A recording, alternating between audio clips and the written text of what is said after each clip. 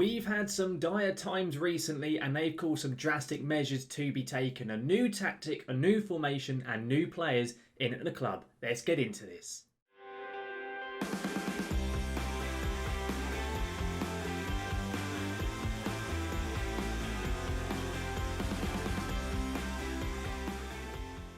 So then guys, welcome back to the Red Devil Revival. It's episode 107 today, and as I've just said in that intro, after some dire times in recent episodes, we've had some drastic measures and a bit of a drastic turnaround all taking place as well. New tactic, new formation, new players because it's been the January transfer window. It has all been going on. Today we've only got one game we're going to be going through, that is in the German Cup. We all the transfer business, recent results, and I'll run through the new tactic for you all as well. Of course, if you missed the last episode though, where we took on both Hertha Berlin and RB Leipzig in two very difficult games, there'll be a link right above me. You go back to see exactly how we got on, how the original poor run of form of not scoring goals all unfolded. And of course as well guys, if you enjoyed today's video, make sure to chuck a like down onto it. And if you do want to see any more of my content, such as the Red Devil Revival, then do make sure to hit that subscribe button and to ring that notification bell to be notified when any of my content here on YouTube goes live. Now I'm going to get straight into this video today.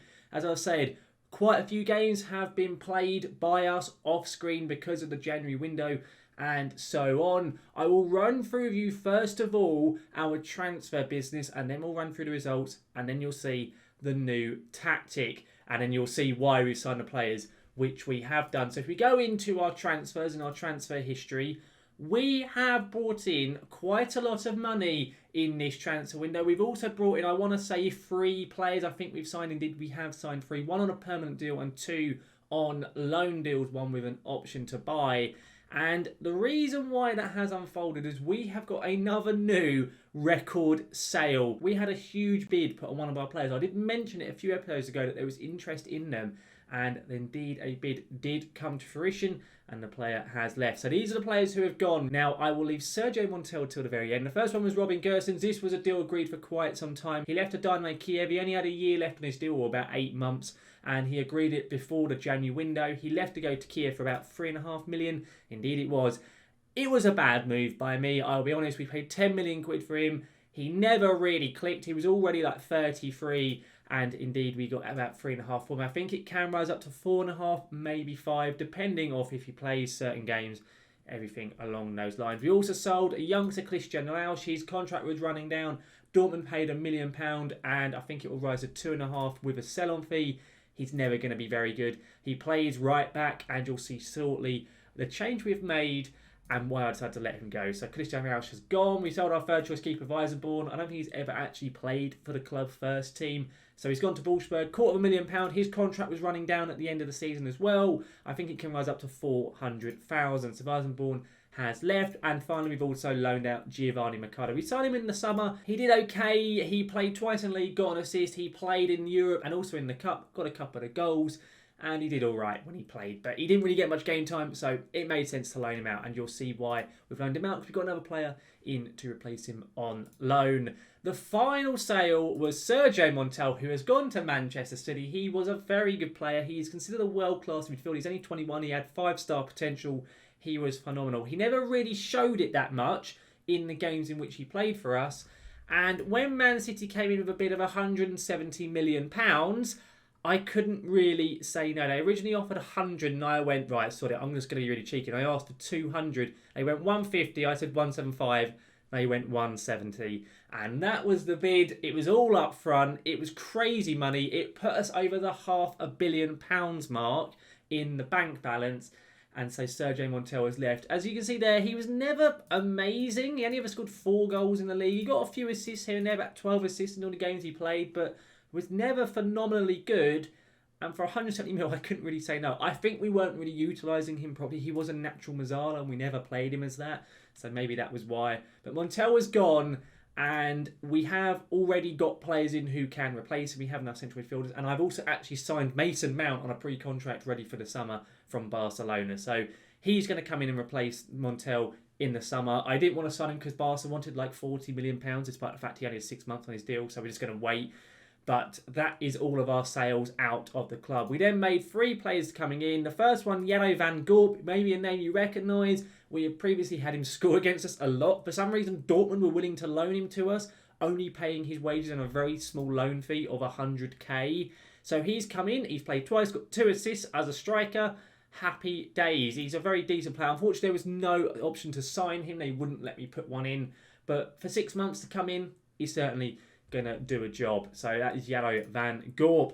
And again, you'll see why I have brought in another striker. We then signed this player here, Thomas Salas, on loan. And he plays left wing. And I bet you're sitting there thinking, Luke, what are you doing? You don't play wingers. Well, yeah, it's changed. It's finally happened. So, yeah, we signed a left winger on loan. There is an option to buy. There was another player I wanted, but Bologna wanted stupid money. It's the January transfer window, and they wouldn't let him go unless they could sign a replacement.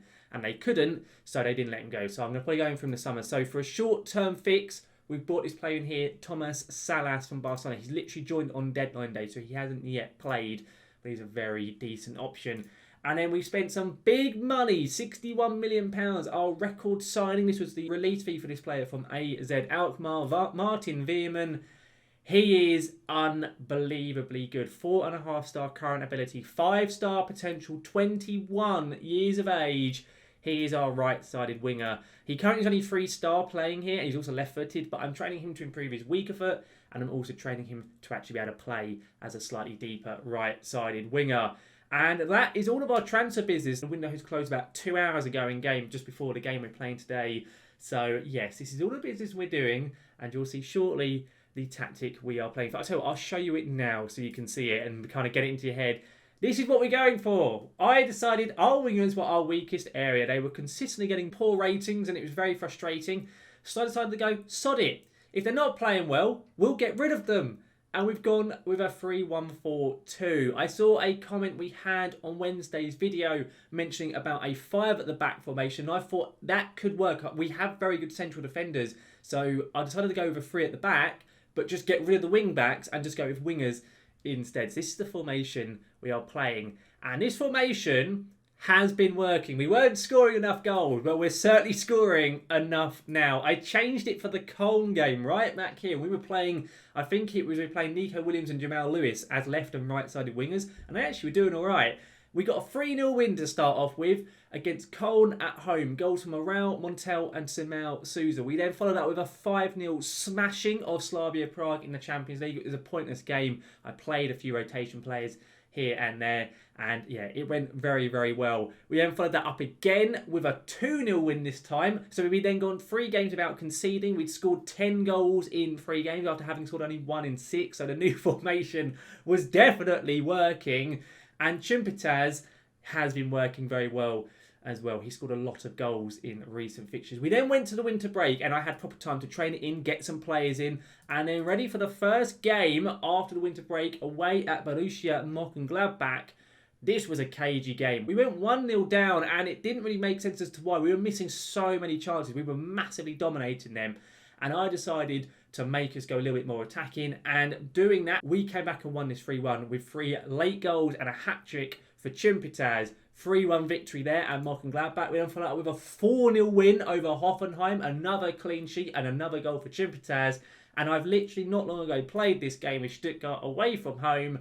And we won it 4-1 with 4 Chimpitas goals. He has just lit up the league since going to 2 up top. I think definitely as a pair, he seems to just be a lot better than a single striker on his own. And he has shown that in recent fixtures. And as a result of those wins in the Bundesliga, we have got ourselves back to within 2 points. At one stage, it went to 5 points after the poor results in last episode and the previous episodes before that. We're back to 2 points behind Bayern. We're still behind them, but it's within 1 win, so it's very decent indeed. Chimpitas is now second highest goal scorer in the league. He's having a much better time of it. Misic is still up there with the most clean sheets though, so that is very good to see. So yeah, that is a new tactic. That's the new transfers in and players out and so on. There is still time for other transfer winners to try and sign some of our players. There's still talk, I think, of M-Bomb moving on for a little bit of money. But that is kind of where we're at this moment in time. We, of course, have still got 1 game to play today, though. That is Sandhausen in the Cup. They are a second-tier side. And as a result of it, we're playing a bit of a rotated side in this fixture, and we are of course going to be playing our three-at-the-back formation, so you're going to get to see it first hand. I'll explain it to you in more detail now of how it works. We first will have Stefan Schultz in net as a sweeper keeper, Liuzio, Eriksson and Laporta as our three central defenders. Kimmich is playing in this game as the DLP on support in this role here. Initially I tried as a DLP on defence, and he wasn't doing much, changed it to a support, and it worked pretty well. So Kimmich is playing that role today. Zielinski is our right side winger for the match. With it being a cup game, I want to give the youngster some match time, and he is his more natural position as a right-sided winger, so that's good. It's then Firmek and Fernandez as the central midfield to a box-to-box midfield and advanced playmaker on attack. Jamal Lewis is playing left wing today, only because our new signing has literally been in the club for about 4 hours in Thomas Salas. I don't want to rush him straight into the team, so Lewis is starting today. And up front is Jalo Van Gorp, our new loanee striker, and Fernando Chimpataz. Van Gorp playing a DLF on attack. Souza has mainly been playing there, but he's been a little bit with an injury, so he hasn't been playing the last couple of fixtures. That is how we're playing though. Let's get into this game. Hopefully, should get a nice easy win. You can see us get a few goals with this tactic and get ourselves into the quarter-finals of the German Cup. Let's submit the team then. Let's get into this game. I'm not going to know any of these Sandhausen players, so I'm not even going to focus on who's in and out of their squad. I don't know who's down there at this level. Yeah, I'm just literally had a quick glance over that. No idea whatsoever. But here we go. Let's go and point the finger. We're favourites for a reason. That's 100%. No one seemed to care, though. I'll say to the rest of them I have faith in them. And most of the boys are looking up for it. Other than Aymeric Laporta and Jalo Van Gorp, pretty decent stuff. The thing is, we're now on a run of about 6 wins, I think, in our last 6. So this should be a very comfortable result. Despite us playing so many rotation options, the players that are on the bench that come on and make a difference for us as well, we're in a decent position, and I am really liking this tactic. I have not managed to find a three-at-the-back formation, which I've liked in a long time on Football Manager, and this one has just clicked like that, and it's been wonderful to see. It really has been. And I've got to say a bit of thanks really to the comment that we had on Wednesday's episode. I think it was Official Simon who mentioned about far at the back, and I thought actually, yeah, having 3 central defenders as that back 3 really does work. I didn't think the wing backs made much sense just because they weren't playing well anyway, but this has really worked out quite well. And as I'm saying, it's not that we're going to lose this game, but Kimmich here to Van Gorp. I think he's offside anyway. In fact, no, he wasn't offside. We get the corner instead. I was pretty convinced I was going to get given, but we get an early chance there. Not bad to see. That's been a lot of what I've been seeing is a lot of really good through balls. We almost scored on the corner as well, but through balls, being a little bit more aggressive with our passing and so on, unlike the previous tactic we were using, which just didn't seem to click at times. And as I'm saying all this, I thought we were going to get a chance on that throw, and we don't, but Laporta wins the header. Kimmich now, Firmek, Van Gorp. Lovely overlap here. Zielinski, the youngster. Oh, he's so nearly got a goal. I think he has scored once before in his career for us, but I think that's all he's ever got. So it'd have been nice to see him score there, but unfortunately doesn't get it. And the fact, though, that we have so many players now attacking, we do just get a lot more chances. We get a lot more players in the box. It's really good to see. It most definitely is. You guys have to let me know your thoughts on the new tactic and the new players and everything along those lines. As I say, I'm not convinced on the left side as of yet. I think in the summer will be a chance for us to really strengthen that when players aren't quite so stupidly expensive. But we'll have to wait and see. Now, saying all this, we have a highlight at the moment. Jamal Lewis here at the back. Fernandez as well. Come on, what are we going to do from this? Are we going to get a chance? Eriksson, Lewis, lovely ball. Are we going to get it? No, we don't. It wasn't a bad effort, that, though. Jamal Lewis, to be fair to him, has been really good as a fill-in left winger. He's been very, very decent. He was one of our best performers in those opening 3 games when we hadn't got the new signings in. So I think he's really kind of fulfilled the role. How Chimpataz, that's so unlucky. Their keeper is all that is keeping Sandhausen in this game at the moment. We should be leading in this game. Sadly, at this point in time, we are not. But as I'm saying this, there's a very dangerous free kick. Firmek, no doubt, will be stepping up this. He's a very good free kick taker. It's very central. Come on, Mattia. He hits it. He hits the post. He's so unfortunate. This is a little bit like the Borussia Mönchengladbach game where we're just having chance after chance, but we can't seem to find the back of the net. And that one went miles over the bar. Come on, boys. We're playing very well. I had a lot of chances. Very decent XG. Sandhausen haven't even had a shot on target yet. We're nearly at half-time. Are we going to see a goal in this first half, or will it be 0-0 at the halfway mark? There's a corner in the last minute of stoppage time. We head it clear. A chance of counter-attack. Come on, this tactic is very good on the counter. Chimpataz, he's going all the way. Fernando Chimpataz, he squares it. Why did he square it? Why did he just shoot? That's the one time I've seen a player actually square. I'm like, why are you squaring it? They normally never do that, and he has done it. It makes no sense as to why. Okay, the highlight is continuing on. Are we going to see any more, or was that literally the highlight? Oh, it was as well. Fernando Chimataz, he should have been greedy. He should have just gone for it and said solid, but he was trying to be kind and help out João van Gaal, but it doesn't quite come off.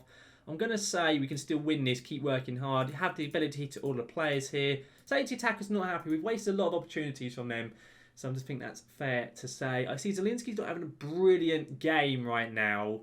I may well sub him off for our new right winger Veerman. I think that might not be a bad shout, to be honest with you. We'll see what happens though on this highlight before I make any changes. Kimmich tries to get the ball back, doesn't manage it. Cesaroni here for Sandhausen. And a bit of a mazy run there. And they still do have the ball. We're going to be seeing the first highlight for Sandhausen in this game.